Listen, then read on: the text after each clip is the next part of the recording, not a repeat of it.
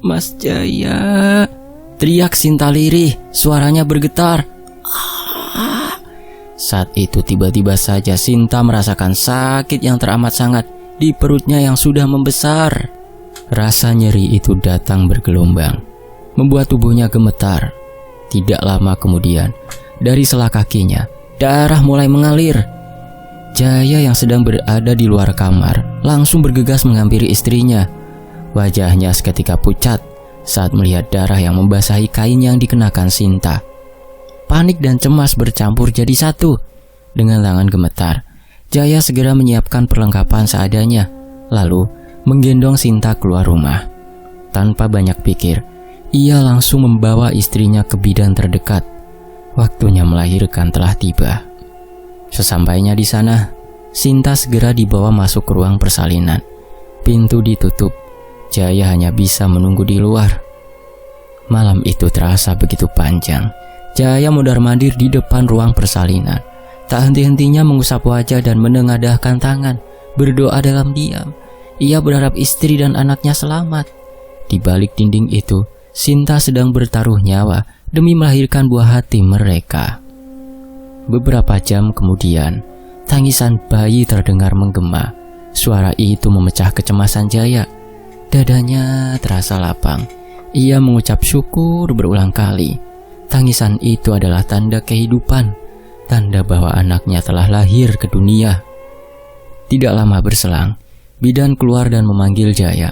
Ia dipersilahkan masuk. Di dalam, Sinta terbaring lemas di atas ranjang. Keringat masih membasahi keningnya. Nafasnya berat, namun di wajahnya terlukis senyum tipis. Di sampingnya terbaring bayi kecil yang baru saja membuka mata pada dunia. Dengan suara bergetar penuh haru, Jaya mengadzani anak pertamanya, seorang bayi perempuan. Ia melantunkan azan dengan khusyuk, seolah ingin menitipkan doa-doa terbaik sejak nafas pertama sang buah hati. Malam itu menjadi malam yang tidak akan mereka lupakan. Malam penuh kebahagiaan, malam ketika mereka resmi menjadi orang tua. Keesokan paginya, Sinta sudah diperbolehkan pulang. Sesampainya di rumah, ia disambut oleh ibunya yang sejak semalam menanti cucu pertamanya. Wajah sang ibu berbinar, penuh rasa syukur dan bahagia. Pernikahan Jaya dan Sinta baru berjalan 1 tahun. Untuk sementara, mereka masih tinggal bersama orang tua Sinta karena belum memiliki rumah sendiri. Meski begitu, Jaya terus berjuang. Ia ingin suatu hari nanti bisa membawa istri dan anaknya tinggal di rumah milik mereka sendiri. Sehari-hari, Jaya berjualan baju batik dan seragam sekolah di pasar. Usaha itu masih ia rintis, belum bisa dibilang sukses, tapi cukup untuk menyambung hidup. Sebelumnya Jaya sempat bekerja di kantor hingga akhirnya terkena PHK.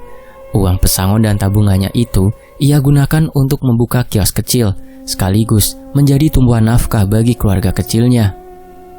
Dalam segala keterbatasan, Sinta tak pernah berhenti mendukung. Doanya selalu mengiringi langkah sang suami agar rezeki mereka dilancarkan. Tahun pertama pernikahan mereka berjalan lancar. Rumah tangga terasa hangat dan harmonis sebelum akhirnya teror-teror mulai menyusup perlahan ke dalam kehidupan mereka. Pagi itu, seperti biasa, Jaya pamit berangkat ke pasar. Tak lupa ia mencium kening Sinta. Sinta pun membalas dengan mencium tangan suaminya. "Aku berangkat dulu ya." "Iya mas, hati-hati di jalan." Sesampainya di pasar, Jaya membuka kiosnya. Ia mulai menata baju-baju yang masih berantakan. Kios kecil itu adalah harapan, tempat ia menggantungkan masa depan keluarganya. Saat sedang sibuk menata dagangan, tiba-tiba seorang pembeli datang. Sekilas, wajahnya terasa familiar. Perempuan itu bernama Lita, mantan pacar Jaya, jauh sebelum ia menikah dengan Sinta. "Hai Jay, apa kabar?" sapa Lita sambil tersenyum. "Baik Lit, alhamdulillah," jawab Jaya ramah. "Lita, mau cari apa?" Tak ada niat apapun di hati Jaya. Ia sama sekali tidak tergoda. Meski harus diakui, Lita kini terlihat semakin cantik, rapi, dan terawat. Sepertinya ia masih bekerja di kantor lama, tempat mereka dulu pernah sekantor. Namun kedatangan Lita pagi itu hanyalah kebetulan. Katanya, ia lewat depan kios, melihat Jaya, lalu menyempatkan diri menyapa. "Oh iya Jay, nomor kamu masih yang dulu kan?" tanya Lita. "Iya, masih Lit. Memangnya kenapa?" "Enggak apa-apa, siapa tahu nanti aku mau pesan batik sama kamu." "Iya, bisa banget Lit," jawab Jaya singkat. "Ya sudah, aku pamit dulu ya." Setelah berbincang sebentar dan saling bertukar kabar, Lita pun pergi meninggalkan kios. Tidak lama kemudian beberapa pembeli lain mulai berdatangan. Jaya kembali fokus melayani mereka dengan ramah, tanpa menyadari bahwa pertemuan singkat pagi itu kelak akan menjadi awal dari sesuatu yang tak pernah ia bayangkan sebelumnya. Siang itu, Jaya sedang beristirahat di dalam kiosnya. Nasi bungkus di tangannya belum habis ketika tiba-tiba ponselnya bergetar. Sebuah pesan masuk dari nomor yang tak ia simpan. Kening Jaya sedikit berkerut. Ia membuka pesan itu, lalu terdiam sejenak. Ternyata dari Lita. Perempuan itu mengabari dan meminta Jaya menyimpan nomornya. Jaya membalas singkat, sekedar sopan. Setelah itu ponsel kembali ia letakkan. Makan siangnya yang sempat tertunda pun ia lanjutkan. Tidak ada yang ia pikirkan lebih jauh. Hari itu kios Jaya ramai. Pembeli datang silih berganti. Ada yang mencari batik, ada pula yang membeli seragam sekolah untuk anak-anak mereka. Jaya melayani semuanya dengan sabar dan ramah. Sesekali ia mengusap keringat di keningnya. Lelah, namun hatinya terasa ringan. Ia mengucap syukur berkali-kali. Rezeki hari itu cukup, bahkan lebih dari cukup, berlimpah. Menjelang sore, Jaya mulai berbenah. Ia melipat sisa dagangan, menutup kios, dan bersiap pulang. Langkahnya terasa ringan. Ada semangat yang tak bisa ia sembunyikan. Di rumah, ada istri dan anak yang menunggunya. Ada rindu yang sejak siang sudah mengendap di dada. Tak lama kemudian, Jaya tiba di rumah. Ia langsung mandi, membersihkan badan sebelum menyentuh bayinya. Setelah itu, ia menghampiri Sinta dan Acha. Sore itu, mereka berkumpul di kamar. Acha terlelap di samping ibunya, nafasnya halus dan teratur. Jaya duduk di sisi ranjang, memandang anaknya lama-lama. Ia mulai bercerita tentang harinya di pasar. Tanpa ia sembunyikan, Jaya juga menceritakan pertemuannya dengan Lita siang tadi. Sinta sebenarnya sudah mengenal Lita. Dulu, sebelum menikah, mereka bertiga sempat bekerja di kantor yang sama. Namun sejak menikah, Sinta tak lagi bekerja. Jaya meminta istrinya fokus di rumah, mengurus anak dan keluarga. Mendengar nama Lita disebut, Sinta tersenyum kecil. Nada bicaranya terdengar bercanda, meski di matanya ada sesuatu yang sulit dibaca. "Kamu masih suka sama dia ya mas?" godanya. "Pasti Lita sekarang makin cantik, gak kayak aku, kumel begini." Jaya langsung menggeleng. Ia mendekat, menatap wajah istrinya dengan lembut. "Ngapain juga aku sama dia suka?" ucapnya pelan. "Cintaku, hatiku, ya cuma buat kamu. Di mataku, kamu itu selalu cantik." Sinta tersenyum. Hatinya sedikit tenang mendengar itu. Tidak lama kemudian, suara azan maghrib berkumandang dari musola dekat rumah. Jaya pun beranjak, bersiap berangkat sholat berjamaah. Malam harinya, ketika Jaya sudah terlelap karena kelelahan, ponselnya kembali bergetar. Sinta yang terjaga menoleh. Ia melihat layar ponsel suaminya menyala. Ada pesan masuk dari Lita. Sinta membaca sekilas isi pesan itu. Lita mengajak Jaya bertemu di kios besok. Sinta menelan ludah. Jaya masih tertidur pulas. Ia memilih menyimpan pertanyaan itu dalam hati. Besok pagi saja, pikirnya. Keesokan harinya, Sinta menyiapkan sarapan. Acha masih tidur, tak rewel.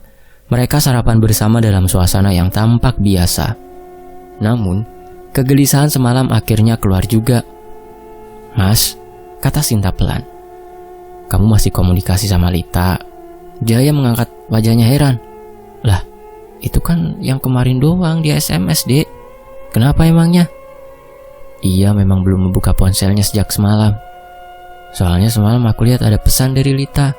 Dia ngajak ketemu di kios," ucap Sinta. Nada suaranya terdengar cemberut. "Oh, mungkin mau pesan baju," jawab Jaya tenang. "Kemarin dia emang nanya nomor aku. Terus aku bilang masih aktif." Sinta menatap Jaya, alisnya terangkat. "Yakin kamu mas?" Jaya tersenyum tipis. Kalau kamu gak percaya, besok ikut aja ke kios ya. Sinta mengangguk. Ia menerima tawaran itu, meski di hatinya masih ada rasa yang mengganjal. Sinta pun ikut ke kios. Aca dititipkan pada ibunya. Sinta ingin melihat langsung bagaimana keadaan kios suaminya. Siang itu, saat Sinta sedang duduk di dalam kios, Lita datang lagi. Alasannya sederhana, ia ingin membeli batik untuk dipakai kondangan. Sinta menyapa dengan ramah. Masa lalu biarlah menjadi masa lalu, pikirnya. Lita pun ikut berbincang. Ia bertanya tentang Aca, tentang kehidupan rumah tangga Sinta dan Jaya. Senyumnya manis, kata-katanya halus.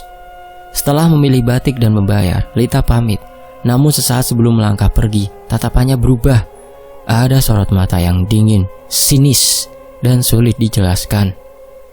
Singkat cerita, setelah hari itu, Lita beberapa kali kembali datang ke kios. Selalu dengan alasan berbeda, selalu berusaha mendekati Jaya. Untungnya, keimanan Jaya masih kuat. Ia tak tergoda sedikit pun. Baginya, Lita hanyalah masa lalu yang sudah lama terkubur. Tidak demikian dengan Lita. Perempuan itu ternyata belum bisa move on. Perasaannya pada Jaya masih tertinggal di masa lalu. Ia masih mencintainya. Penyesalan datang terlambat. Dulu Litalah yang menduakan Jaya ketika mereka berpacaran. Kini ketika Jaya sudah bahagia dengan keluarga kecilnya, Lita justru tak terima.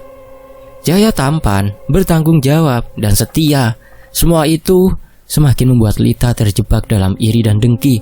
Melihat keharmonisan rumah tangga Jaya dan Sinta, hatinya bergejolak. Dan dari rasa itulah, pelan-pelan sesuatu yang gelap mulai tumbuh. Suatu malam, Sinta sedang berada di dapur, menyiapkan makan malam. Api kompor menyala kecil, wajan beradu pelan. Sementara dari kamar terdengar suara Jaya yang sedang menidurkan Aca. Tiba-tiba, hidung Sinta mencium bau yang sangat menyengat. Busuk, seperti bau bangkai tikus yang membusuk terlalu lama. Sinta menghentikan gerakan tangannya. Dadanya menghangat tak nyaman. Bersamaan dengan itu, dari sudut matanya, ia melihat sesosok bayangan putih melintas cepat di dekat pintu dapur. Tubuhnya tersentak, bulu kuduknya langsung berdiri, seolah ada sesuatu yang meniup pelan di dekat telinganya. Dingin, basah, membuat nafasnya tercekat. Tek tek tek. Suara ketukan terdengar pelan dari pintu kecil di samping dapur. Jantung Sinta berdegup kencang. Setelah masakan selesai, dengan tangan gemetar, ia melangkah mendekati pintu itu. Tanpa banyak pikir, ia membuka pintunya. Kosong. Tak ada siapa-siapa. Tak ada apa-apa. Namun bau busuk itu masih terasa. Ketakutan merambat naik. Sinta langsung berlari kecil menuju kamar, menghampiri Jaya, mengajaknya makan malam. Aca ternyata sudah tertidur pulas. Akhirnya, mereka makan malam berdua, duduk di depan televisi yang menyala tanpa benar-benar mereka tonton. Dengan suara lirih, Sinta menceritakan kejadian di dapur, namun Jaya hanya tersenyum kecil. Mungkin cuma perasaan kamu saja, capek, kurang tidur sayang. Sinta menggeleng. Ia yakin bau itu nyata dan suara ketukan itu jelas terdengar. Jaya mencoba menenangkan. Ia berjanji besok akan mengecek dapur. Siapa tahu memang ada bangkai tikus di sekitar sana. Apalagi besok ia libur berjualan karena kelelahan. Malam itu orang tua Sinta sudah makan lebih dulu dan tidur lebih awal. Rumah terasa lebih sunyi dari biasanya. Setelah menonton acara hiburan di televisi sekedar mengusir penat, mereka pun masuk kamar dan terlelap. Namun, malam itu, Sinta bermimpi buruk. Dalam mimpinya, ia berada di sebuah ruangan yang sangat gelap. Udara di sana terasa pengap dan berat. Di depan ada sedikit cahaya, samar-samar. Ruangan itu seperti lorong sempit, hanya cukup dilewati satu tubuh. Sinta berjalan pelan. Nafasnya semakin tercekat, sesak, keringat bercucuran deras. Ia mencoba berteriak, "Tolong, tolong!" Tak ada jawaban. Ia terus melangkah mendekati cahaya itu. Semakin dekat, semakin terang. Di balik cahaya, muncul sebuah bayangan hitam. Harapan sempat muncul di hati Sinta. Ia mengira ada orang di sana. Namun ketika bayangan itu mendekat, wujudnya berubah menjadi sosok wanita berambut panjang. Saat wanita itu membalikkan wajahnya, Sinta tersentak. Wajah itu rusak, pucat dengan mata kosong yang menatap tajam. Sinta langsung berlari. Namun lorong itu terlalu sempit. Nafasnya terengah-engah dan tiba-tiba di hadapannya berdiri banyak sekali pocong. Mereka mengelilinginya, diam, kaku, seolah menunggu. Saat itulah Sinta terlonjak bangun. Tubuhnya basah oleh keringat, nafasnya tersengal, jantungnya berdentum keras. Kamar masih gelap, sunyi. Jaya dan Aca tertidur pulas. Mimpi itu terasa terlalu nyata. Sinta bangkit dari tempat tidur dan berjalan ke dapur untuk minum air putih, menenangkan diri.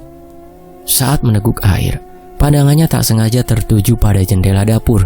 Di sana ada bayangan, tegak, terbungkus kain putih, persis seperti pocong. Sinta menahan nafas. Dengan tangan gemetar, ia membuka jendela itu. Kosong, tak ada siapa-siapa. Bulu kuduknya langsung meremang. Duar! Suara ledakan keras terdengar dari atap rumah. Sinta menjerit kecil, tubuhnya gemetar hebat. Ketika ia hendak keluar untuk melihat apa yang terjadi, kepalanya mendadak terasa pusing luar biasa. Perutnya melilit seperti diremas dari dalam. Kenapa tiba-tiba pusing? Sakit perut begini, gumamnya lemah.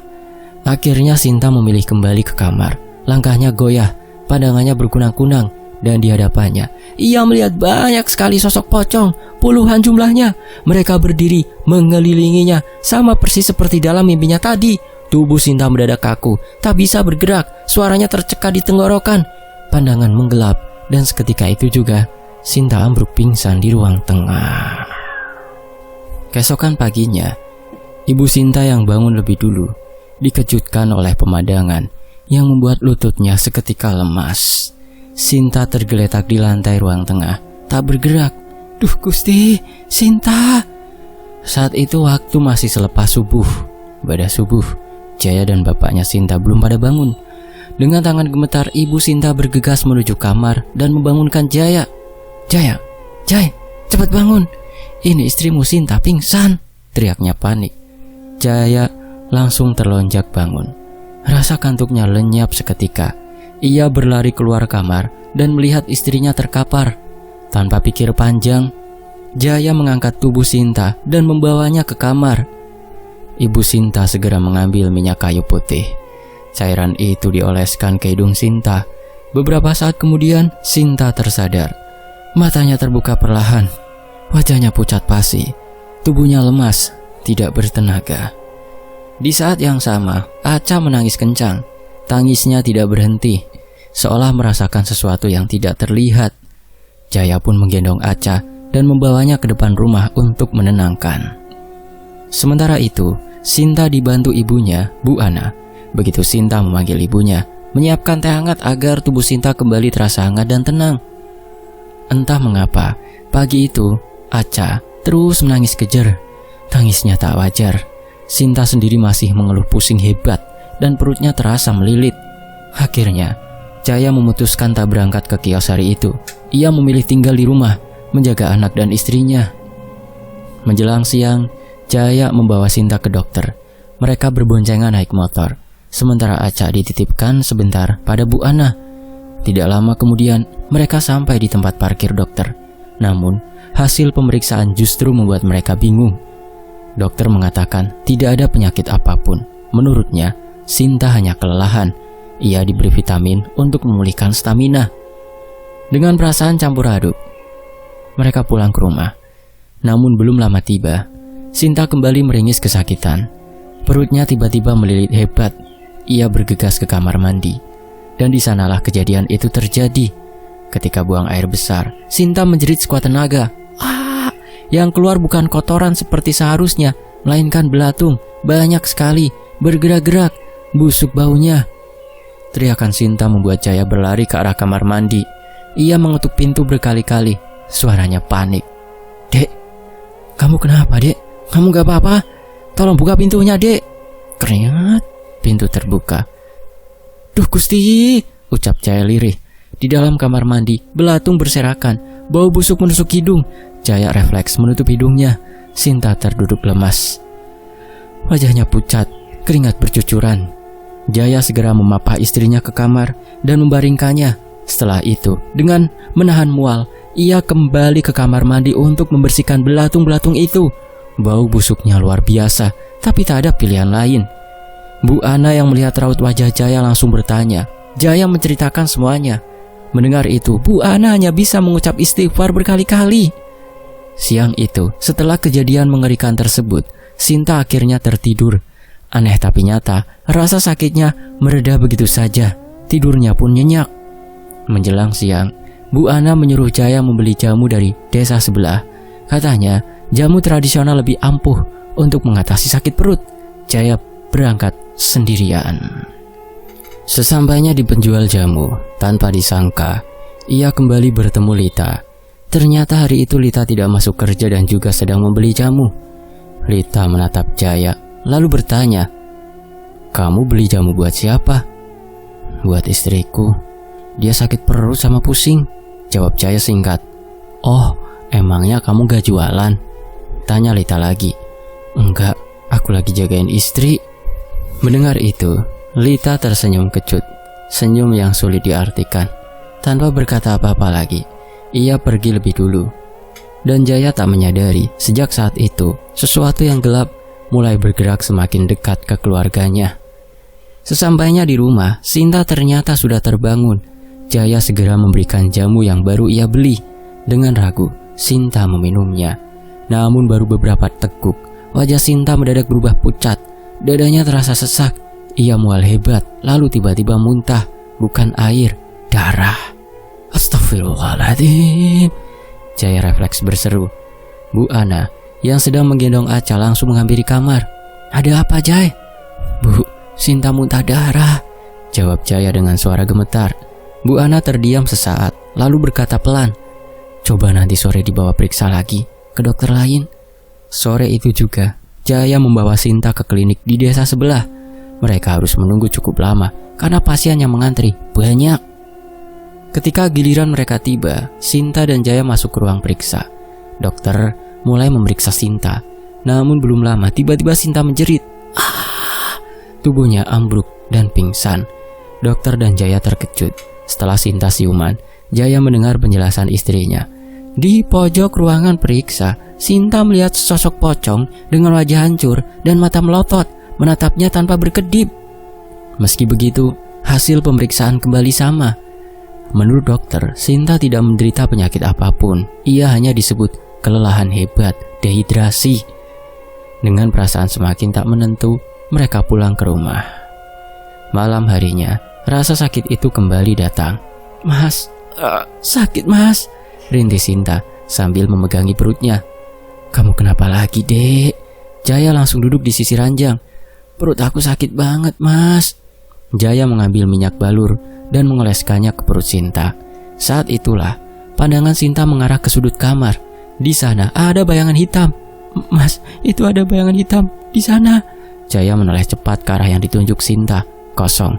"Mana, Dek? Gak ada apa-apa." "Ada, Mas, tadi jelas banget." Jaya mengalihkan pembicaraan. Ia bertanya, apakah perutnya masih sakit? Sinta mengangguk pelan, mengatakan rasa sakitnya mulai berkurang. Namun sejak saat itu, kondisi Sinta semakin menurun. Hari demi hari, Sinta terus merintih sakit, pusing, dan perut melilit datang tanpa henti. Ia tak lagi sanggup merawat Aca. Bayi itu akhirnya lebih banyak diasuh oleh Bu Ana.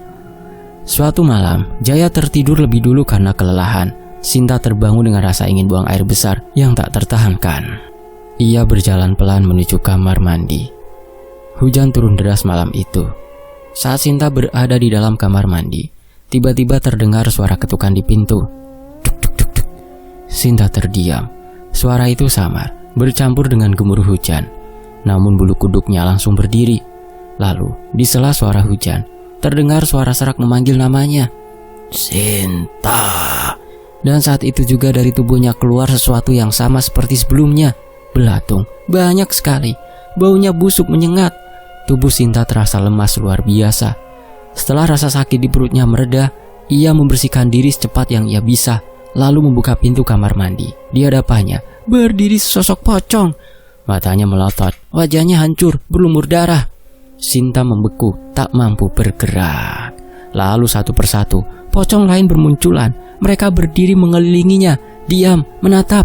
Tak sanggup lagi menahan ketakutan, Sinta pun ambruk pingsan di depan kamar mandi. Sekitar pukul 2 dini hari, Sinta tersadar. Tubuhnya masih gemetar. Dengan langkah tertatih, ia kembali ke kamar, seolah tak pernah terjadi apa-apa. Namun teror itu belum selesai. Beberapa hari kemudian, saat malam turun dan rumah mulai sunyi, Sinta tiba-tiba merasakan gatal yang luar biasa di sekujur tubuhnya. Rasa gatal itu datang tanpa aba-aba, menyebar cepat, membuatnya gelisah. Ia menggaruk-garuk tubuhnya tanpa sadar. Kulitnya memerah, muncul bentol-bentol di banyak bagian.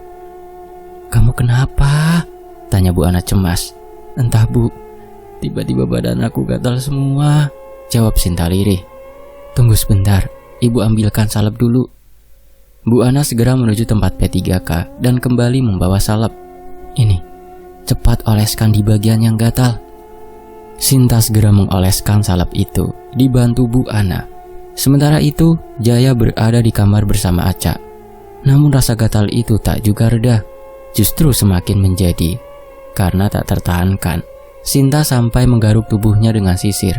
Tak peduli perih atau perasaan malu, yang penting rasa gatalnya sedikit berkurang. Namun tetap saja, gatal itu terus menyerang. Malam itu Sinta hampir tak bisa tidur, hingga beberapa saat kemudian rasa gatalnya sedikit mereda dan tubuhnya akhirnya terlelap karena kelelahan. Dalam tidurnya, Sinta bermimpi kembali. Di dalam kamar itu, ia melihat banyak sekali pocong berdiri mengelilinginya. Ia sedang menatap layar ponsel ketika tiba-tiba angin kencang masuk ke kamar. Kain putih para pocong berkibar dan salah satu dari mereka menatapnya dengan sorot mata tajam, dingin. Sesaat kemudian, sosok-sosok itu menghilang. Sinta terperanjat bangun. Nafasnya tersengal, keringat membasahi tubuh dan bajunya. Jaya yang tidur di sampingnya langsung terbangun. "Ada apa, Dek? Kamu kenapa teriak-teriak?" tanyanya panik. "Aku mimpi buruk, Mas," jawab Sinta dengan suara bergetar. "Tunggu, aku ambilkan minum dulu." Jaya bergegas ke dapur dan kembali dengan segelas air putih. "Ini, minum dulu biar tenang." Sinta meneguk air itu perlahan, nafasnya mulai teratur. Namun belum lama tenang, rasa gatal itu kembali menyerang. "Mas, badan aku gatal semua lagi," keluh Sinta. "Sabar ya, Dek, besok kita ke rumah sakit," ucap Jaya menenangkan. Keesokan harinya, Jaya langsung membawa Sinta ke rumah sakit tanpa rujukan. Hari itu ia kembali tidak berangkat ke kios. Sejak Sinta sering sakit, kondisi ekonomi mereka mulai menurun. Jaya semakin jarang berjualan karena harus menjaga istrinya dan mengurus Aca. Sesampainya di rumah sakit, Sinta menjalani pemeriksaan, termasuk ronsen. Setelah menunggu cukup lama, dokter menyampaikan hasilnya. Menurut pemeriksaan medis, Sinta tidak menderita penyakit apapun. Aneh, itu satu-satunya kata yang terlintas di benak Sinta. Padahal rasa gatal itu nyata, menyiksa, tak tertahankan. Dokter hanya memberikan salep untuk mengurangi gatal pada kulit Sinta, yang kini sudah tampak mengkhawatirkan. Beberapa hari terakhir, Sinta bahkan jarang mandi. Karena setiap kali terkena air, rasa gatalnya justru semakin parah. Suatu ketika, Sinta bercermin. Ia terkejut. Wajahnya dipenuhi jerawat besar-besar, merah, meradang, perih. Hari demi hari, menjadi penderitaan. Sinta sering menangis, tak sanggup menahan rasa gatal yang selalu datang di waktu yang sama. Antara pukul 8 malam hingga 3 dini hari. Setiap malam tanpa jeda, ia tak bisa tidur. Tubuhnya lelah, jiwanya terkuras. Jerawat di wajahnya semakin parah. Rasa perih tak tertahankan. Semua itu membuat Sinta merasa rendah diri. Ia takut Jaya berpaling. Ia merasa tak berguna, tak bisa mengurus anak, bahkan dirinya sendiri. Ia merasa hanya menjadi beban. Namun Jaya tetap di sana, tak pernah mengeluh, tak pernah menjauh. Malam itu, Sinta menangis terisak saat Jaya memeluknya. "Sudah, Dek, kamu tenang saja," ucap Jaya lembut. "Aku selalu ada buat kamu, jangan takut. Kamu cuma perlu sabar dan kuat. Insya Allah kita bisa lewati semua ini bareng-bareng." Sinta menggeleng sambil menangis. "Maafin aku ya, Mas. Aku belum bisa jadi ibu dan istri yang baik. Aku cuma jadi beban buat kamu." "Hush, kamu gak boleh ngomong gitu," jawab Jaya tegas namun lembut. "Kamu istriku, dalam kondisi apapun, aku tetap di sini." Malam itu, di tengah derita dan ketakutan, Sinta menangis, bukan hanya karena sakit, tapi karena masih ada cinta yang bertahan. Tak lama kemudian, mereka pun terlelap. Namun di luar sana, malam belum sepenuhnya selesai. Beberapa hari kemudian, hidup harus terus berjalan. Setiap malam, Sinta hanya bisa merintih. Tubuhnya meronta kesakitan. Gatal-gatal itu kian parah.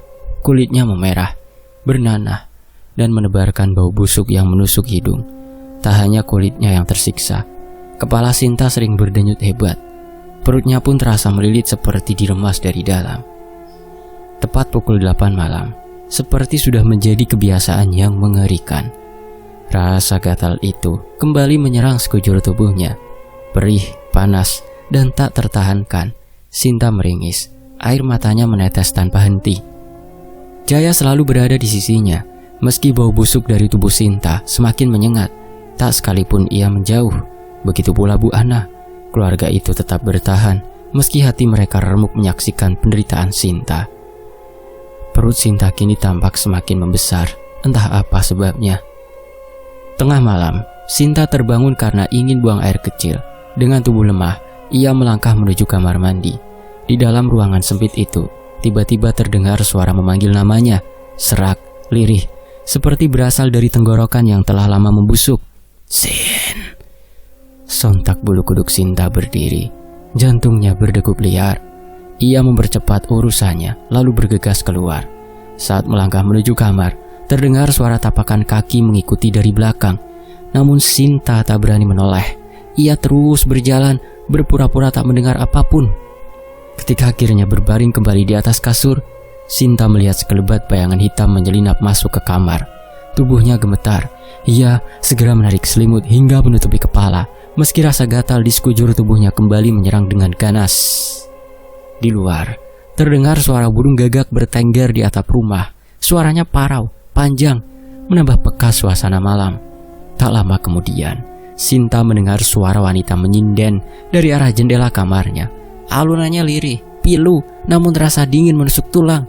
Sinta tidak berani menoleh.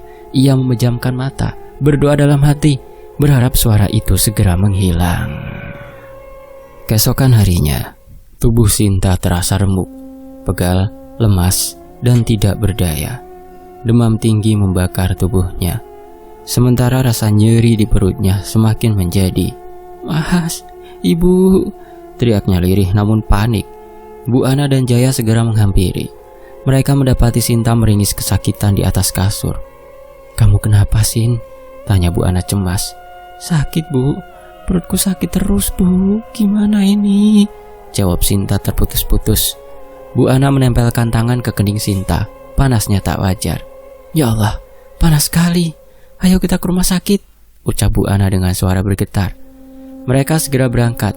Di sepanjang perjalanan, Sinta terus merintih, memegangi perutnya. "Aduh," rintihnya menahan sakit. "Sabar, Dek, sedikit lagi sampai," kata Jaya mencoba menenangkan. Namun tiba-tiba dari selapahannya keluar belatung-belatung kecil yang berbau busuk menusuk. Jaya langsung panik. "Duh Gusti, ini kenapa lagi, Dek?" ucapnya gemetar. "Pak, cepet Pak," teriak Bu Ana kepada sopir. Sesampainya di rumah sakit, Sinta langsung ditangani dokter. Namun sekali lagi, hasil pemeriksaan menunjukkan hal yang sama. Tak ada penyakit medis yang bisa menjelaskan kondisinya. Suatu sore, Sinta duduk di ruang tengah bersama Jaya dan anaknya, menonton televisi. Tiba-tiba, angin kencang menerobos masuk, membuat layar televisi bergetar. Bersamaan dengan itu, bau bangkai menyebar memenuhi ruangan. Sinta melihat bayangan hitam melesat masuk ke kamarnya. Didorong rasa penasaran dan ketakutan, ia bangkit dan melangkah ke kamar. Begitu pintu terbuka, nafasnya tercekat. Puluhan pocong berdiri mengelilingi kamar. Tubuh mereka kaku, kain kafan kusam, sebagian bernoda tanah dan cairan hitam. "Astagfirullah," Sinta terhuyung. "Allahu Akbar," teriaknya histeris. Teriakannya mengundang Jaya, Bu Ana dan ayahnya masuk ke kamar. Namun saat mereka melihat ke dalam, kamar itu kosong, tak ada apapun. "Tidak apa-apa, tidak ada apa-apa, Sin," kata Bu Ana. "Sudah, kamu halusinasi itu." Sinta hanya bisa terdiam. Ia kembali berbaring. Namun belum lama, Rasa sakit di perut dan alat kelaminnya kembali menyerang. Aduh, rintihnya. Bu Ana segera ke dapur. Ia merebus jahe dan kunyit, lalu mencampurnya dengan air perasan beras. Ramuan tradisional itu diberikan kepada Sinta. "Minum dulu, Sin," ucap Bu Ana lembut. Sinta meneguknya perlahan hingga habis. Untuk sesaat, rasa sakit di perutnya sedikit mereda. Namun jauh di dalam hatinya, Sinta tahu ini belum akan berakhir. Ada sesuatu yang sedang menunggu, dan malam akan kembali menjadi saksi. Hari berikutnya, di waktu pagi, ketika matahari baru menyingsing, Sinta duduk berjemur di depan rumah. Tubuhnya kuning penuh nanah, kulitnya rusak dan mengeluarkan bau tak sedap. Saat itu seorang tetangga datang berbelanja di toko sembako Bu Ana yang memang berada di depan rumah. Melihat kondisi Sinta, tetangga itu menggeleng prihatin. "Bu, Sinta kenapa? Lah kok kasihan sekali?" Bu Ana menghela nafas. "Saya juga bingung, Bu. Sudah dibawa ke dokter, tapi katanya tidak sakit apa-apa." "Itu bukan penyakit medis, Bu," ujar tetangga itu pelan. "Bisa jadi penyakit kiriman. Dulu saudara saya juga begitu, ternyata kena guna-guna." Ucapan itu membuat Bu Ana terdiam. Meski sempat menepis, perkataan tersebut terus terngiang di kepalanya. Malam harinya, Bu Ana menceritakan hal itu pada suami dan Jaya. Mereka pun sepakat, penyakit Sinta memang tak wajar. Akhirnya diputuskan untuk mencari orang pintar, pengobatan alternatif. Sementara itu, Sinta kembali menahan gatal dan perih. Ia menggaruk tubuhnya dengan sisir tua. Di kepalanya sempat terlintas keinginan mengakhiri hidup. Namun bayangan Jaya dan Aca membuatnya bertahan meski dengan sisa-sisa harapan. Beberapa minggu kemudian, Sinta dibawa ke seorang pintar bernama Pak Umam. Setelah mendengar cerita Sinta, Pak Umam langsung melakukan pengobatan. Sinta dibaringkan. Sebutir telur diusap ke perutnya yang membesar sambil dibacakan doa-doa. Angin tiba-tiba berhembus kencang. Sinta merintih kesakitan, lalu kerasukan. "Orang ini harus mati," teriak suara dari dalam tubuh Sinta. Pak Umam menekan dengan doa-doa. Sinta memberontak, bahkan hampir mencekik lehernya, hingga terdengar suara ledakan keras. Tubuh Sinta terkulai lemas. Asap hitam keluar dari tubuhnya.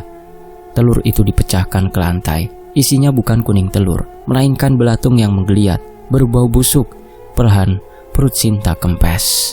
Setelah diberi air doa, Sinta batuk dan memuntahkan darah hitam. "Kamu disantet," kata Pak Umam. "Santetnya sudah saya kembalikan. Pelakunya orang dari masa lalu suamimu. Ikhlaskan yo." Hari-hari berikutnya, Bu Ana rutin mengolesi tubuh Sinta dengan ramuan kunyit, lidah buaya, dan air kelapa. Perlahan, gatal itu menghilang. Luka mengering, Sinta pulih. Tak lama kemudian, Sinta kembali mendampingi Jaya berjualan di kios. Meski sederhana, kios itu kembali ramai. Di balik senyum mereka, tersisa kenangan pahit bahwa tidak semua penyakit datang dari tubuh. Sebagian lahir dari dendam manusia. Beberapa hari kemudian, suasana kios mendadak berubah.